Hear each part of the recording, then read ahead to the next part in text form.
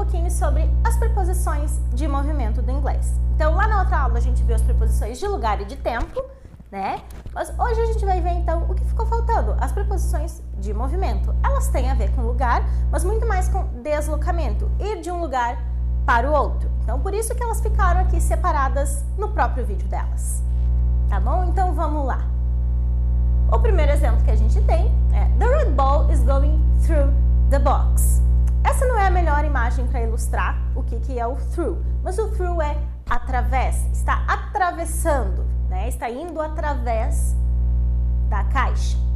Mas vamos ver um exemplo melhor. Chapeuzinho vermelho. Está indo lá visitar a vovó. Ela vai ir através da floresta, ela vai ir pela floresta, tá? Então a gente vai dizer que The Little Red Riding Hood is going through the woods, is going through the forest, tá bom? Então, sempre que estiver atravessando alguma coisa, nesse sentido, não de atravessar uma rua, isso não, de atravessar coisas assim que tem ao redor da pessoa, ao redor de ti, que tem mais dimensão, a gente vai usar through, tá? Depois a gente tem o along. The red ball is going along the street. Olha ali o movimento que a bolinha está fazendo. Ela está indo na direção, ela está seguindo naquela direção da rua. Então, sempre que a gente quiser dizer isso, que vai seguir a rua, vai seguir pela calçada, a gente vai usar o along, tá? A gente depois tem o outro atravessar. The red ball is going across the street.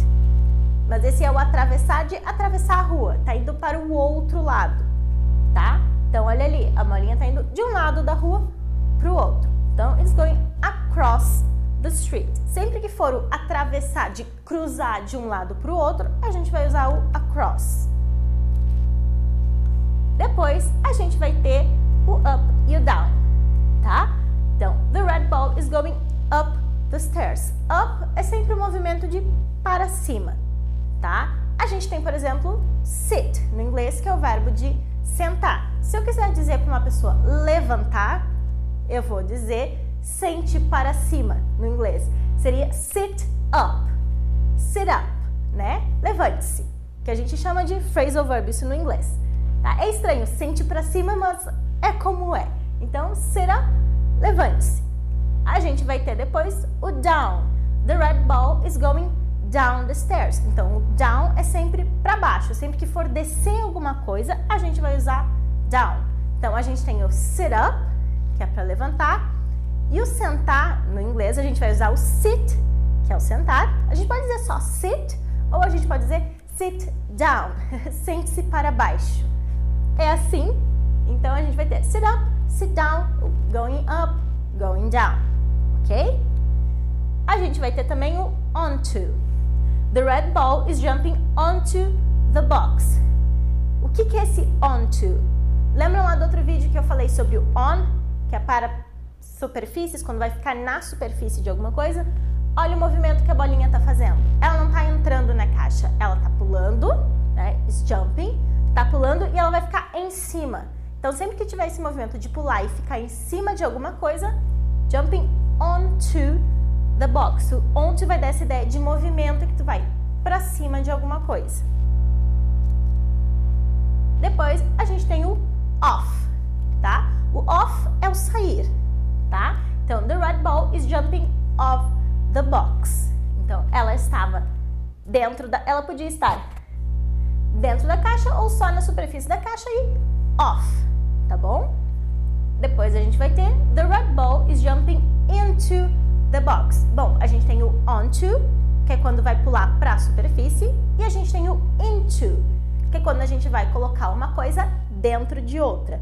Se uma coisa já está dentro, a gente diz o in.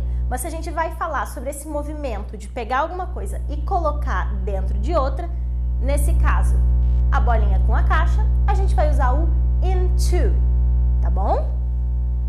Depois, a gente vai ter o out of. The red ball is jumping out of the box. Aqui ela está saindo também. Então, mas o out of a gente só vai usar quando uma coisa estiver dentro. Ele seria o movimento contrário, né, do into. Se tu vai into para sair, out of, ok? Vamos lá. Depois a gente tem past. Esse past vai vir de novo daqui a pouquinho também.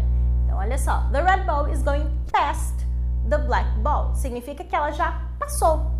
Já cruzou ela, já passou, já avançou bem mais pra frente. Então, sempre que a gente for dar essa coisa de past, de tu avançar, passar na frente de outra coisa, a gente vai usar o past, tá? Principalmente corridas, esse tipo de coisa, sempre o past.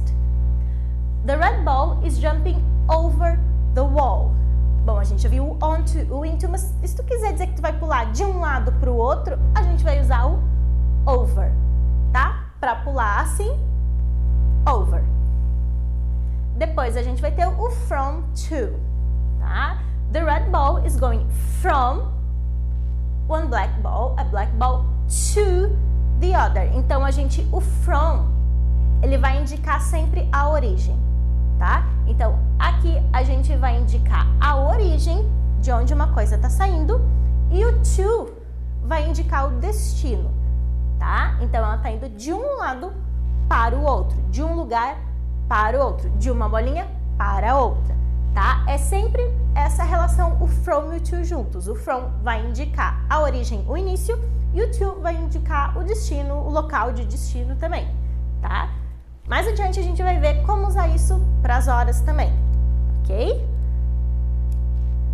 E agora, a nossa última preposição de movimento é o towards. Então, the red ball is going towards the black ball. O que é esse towards? O towards é em direção, tá? Então, a gente vai dizer que a bolinha vermelha está indo em direção à bolinha preta. Tudo que for esse movimento de direção, que está indo naquela direção, a gente vai usar o towards. Mas cuidado, a gente está indicando o movimento antes de chegar, antes de passar, tá? Porque se for no sentido de passar, a gente não vai usar o towards, a gente vai usar o past, tá? Então, a gente quer dizer que está indo em direção, mas que não vai passar, está só indo em direção ao outro objeto ou a outra pessoa, tá bom? Então, por agora é só. Não se esquece de se inscrever aqui no canal, curte o vídeo, comenta, dá um like lá na página do Facebook. See you next time. Bye, bye!